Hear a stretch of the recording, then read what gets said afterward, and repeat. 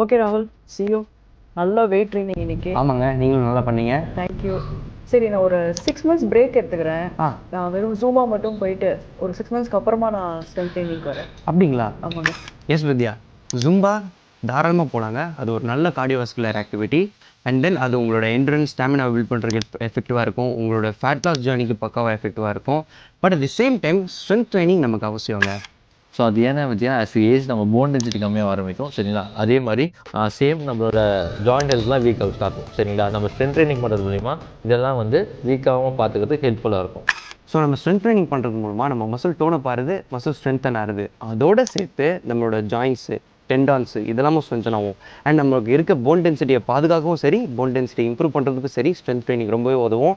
So நான் என்ன suggest பண்ணுறேன்னாங்க, நீங்கள் வீக்லி ஒரு 3 days ஜும்பா பண்ணுங்கள். அண்ட் வீக்லி ஒரு 2 or 3 days ஸ்ட்ரென்த் ட்ரைனிங் வாங்க, பக்காவாக இருக்கும்.